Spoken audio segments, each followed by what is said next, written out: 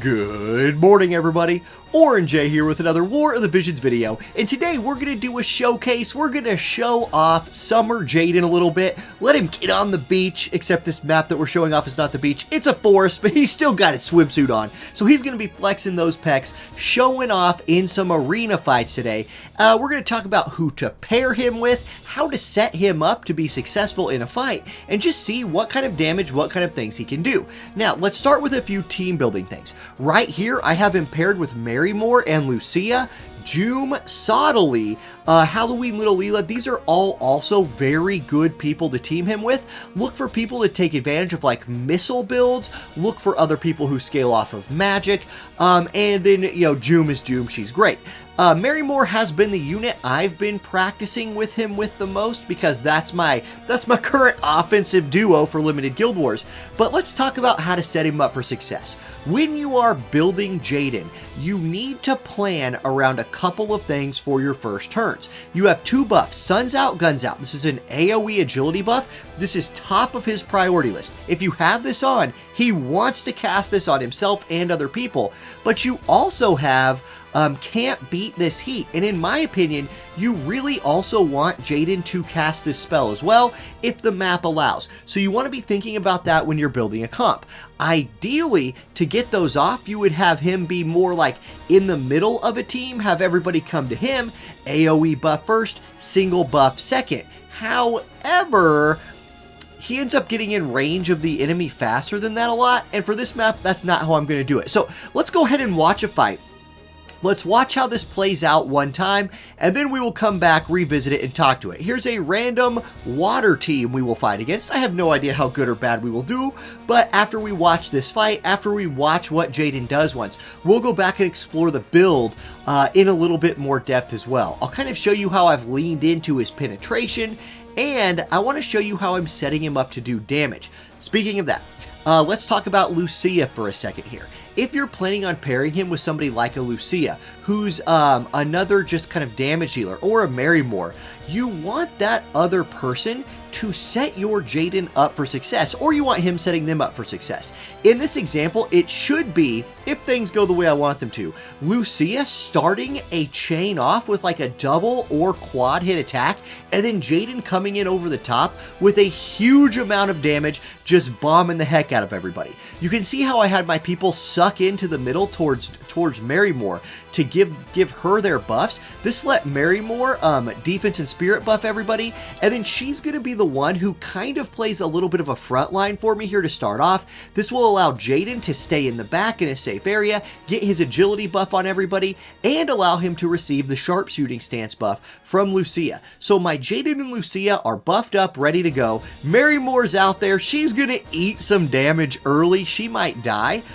She ended up in range of Titus right when the fight started, so she wasn't able to get her re-raise on. Let's see, yeah, so Marymore goes down, but what can Lucia and Jaiden do? In this case, Jaiden is going to get to go first, so he's going to step forward, and he's actually going to take advantage of his instant cast magic, snipe the Titus from range. Lucia is going to follow that up with a dual trigger, and it's a 2v2 with both teams kind of chunked out. Notice how fast our team is, though.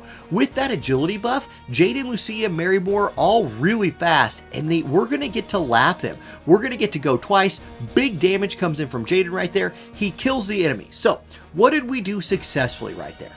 By allowing Jaiden to kind of run along the back line and buff everybody, we increased our speed and Jaiden stayed very safe. If Marymore had been replaced with a tank in this situation, this probably would have been a better fight, right? Joom could have gone out there, absorbed all that damage, and we could have won with one player left, but that's not as fun.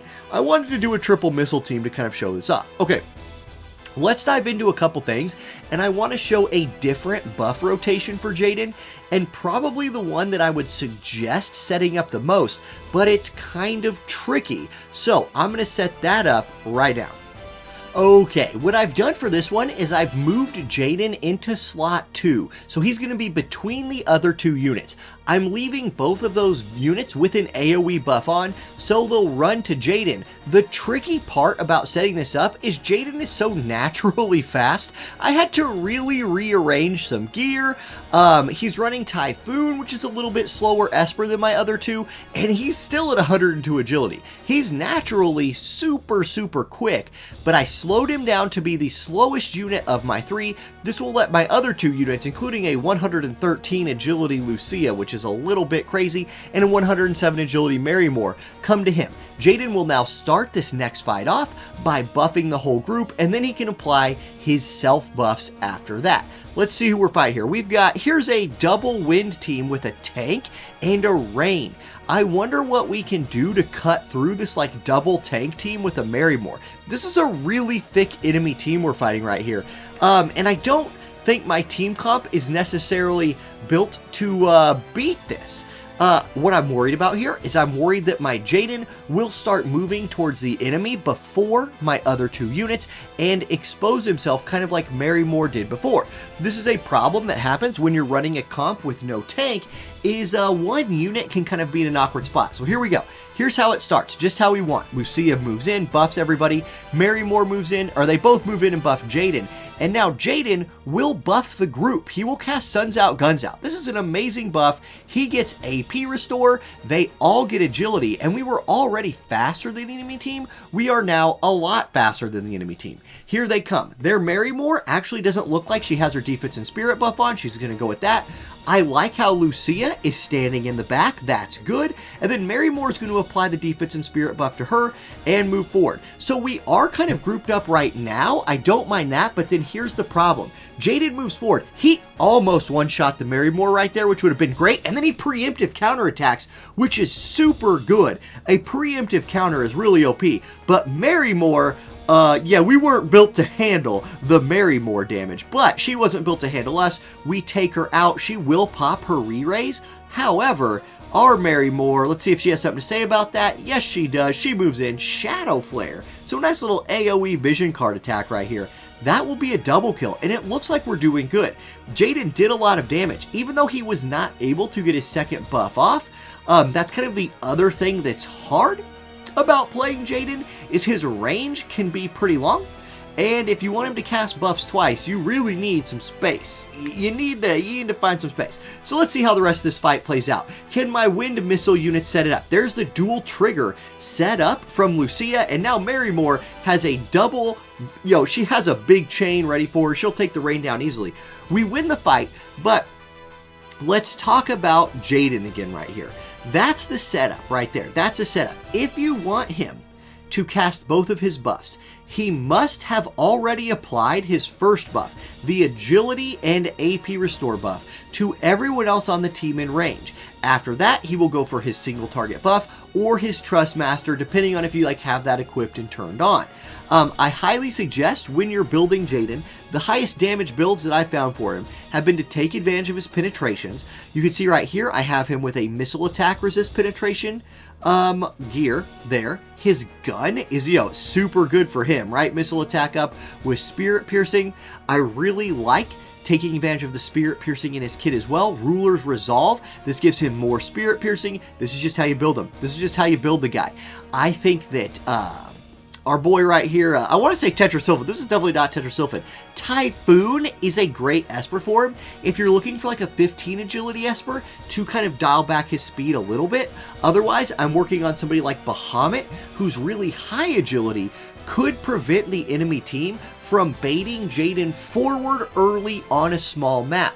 Think about our current limited Guild Wars map, where if the enemy team had a really fast unit who gave themselves like a move jump buff and just charged forward, they could end up being in range of your Jaiden, preventing what I think is one of the stronger parts of his kits, which is those TP buffs. He would end up just attacking them early. If you want to avoid that, take advantage of his high speed, run him with high agility Espers, and agility, TMR stone sets. That will prevent him from getting baited forward. So I think Bahamut is good, Typhoon is good. I also think there's some sneaky good ones down here like Chocobo and Tetrasylphid, especially Chocobo if you're in like some kind of limited situation. The magic stat on it's really low, but Tetrasylphid is actually split between attack and magic, and it's a wind missile attack Esper. The magic at 81 is lower than what you're going to get from a Typhoon or Bahamut, and I do think you want to boost Jaiden's magic stat as much as you can. Yes, he can be a big time penetrator, but you still need raw damage backing up that penetration, so go for that. Now, that's basically all I've learned about the guy so far. I kind of wanted to show you that he does indeed have a very high damage potential, and I wanted to show off one more thing. I actually really like running Culmination on him. He's a good unit to take advantage of what is probably one of the most OP vision cards in the game. This card is nuts, right? Area attack resist, crit evasion, and agility up 15%. It's such a good card for him. And he gets, guess what he gets? Spirit piercing rate up 20 because he's a wind unit. It's more spirit piercing, and then you can run his vision card either on someone else to stack more missile attack resist, or 18 more missile attack resist from the sub slot is also pretty good. It's an insane setup. And by the way, if you have new test subjects and you're running it with Lucia, it gives 12 unit attack resist and it gives missile attack up, while also giving your wind units a little strike resist. I think this is kind of a low-key, really good card to pair in a Summer Jaiden with like a Marymore or another missile unit. Kind of the drawback to this card is, since it is an attack-based card, it's really best on Lucia, or maybe best on like a tank or a physical unit like Tifa or something like that if you're running them in the group and you want to boost your missile damage. If you want all 20 single target resist to make that 20 and 20 AoE single target resist, Tifa's card can get you there if you have it, but otherwise, missile attack up and unit attack resist is an insanely good thing to pair with Jaiden if you have a good unit who can take advantage of it. Then other than that, I'm using Marymore's card, just going for a ton of agility, and you can see the speed potential here, the damage potential is on point, and like I said, this is kind of a meme. This team's a bit of a meme, right? Lucia, Marymore, Jaiden, it's 3 DPS units and we're kind of winning fights. Replace Lucia in this group with a tank like June, and I think you have a really top tier team, or if like limited Guild Wars, maybe Dario, something like that. Okay, guys, this was just a fun video. Just wanted to show off a little Summer Jaiden. Let me know if you have any OP Jaiden builds in the comment section. I really have enjoyed. One nice thing about being back at work is I've really enjoyed, checking my YouTube comments during my planning period. Is it productive? Well, it's productive for the YouTube channel, but maybe not for work. I don't know. Either way, I'm also going to link again and run the ad again for the current art contest. You can submit your artwork as of today. We already have some really good art. There's one piece that got submitted already by the time I'm recording this. It's a Jaiden piece. You know what? Let me just show it to you. I'm going to bring it up. It's really, really good. Let me see if I can get that on the screen. Let's see. Well, let me take my Discord here. Let me move my Discord here, and let's take a peek at that. Look at this. That's really good. So I'm going to run the ad that I recorded that will show you where to go if you want to submit this stuff. And have a great rest of your day, everybody. I hope you're enjoying Jaiden as much as the person who drew this is enjoying Jaiden as well. Who did draw this? It's Rygar. Good job, man. All right, guys. I'm going to vote for this one when it comes out. You can vote for as many as you want. Check out the ad. I'll see y'all later. Peace. Let me tell you about 2 special opportunities coming to the FFBE universe from the Amazon App Store. We've got special in-game deals and a special art competition for the whole community. Let me run you through it real quick. First of all, you already know you're saving up to 20% just by playing FFBE or War of the Visions on the Amazon App Store. But between the dates of the 18th to the 24th on FFBE and the 17th through the 31st in War of the Visions, you will earn 3% of any coins in the game that you spend back on the packs listed below. So I don't even know what these FFBE packs are, but on the War of the Visions packs, it's like the Vizior pack, Starter pack, Daily Energy Restore pack, some stuff you might already buy anyway. Might as well get 3% of the coins you spend back. And if you don't know how to play on the Amazon App Store, or if you're looking to make that transition, there's directions right here to get yourself over there. And if you use the link that's down in the description of this video or pinned in the comment section, and you click this button right here to buy your Amazon coins or anything else on Amazon actually, you will give some of that money comes to me and help support what I do here. So thank you. Now that's not all. The Amazon App Store is also hosting an art contest for the community.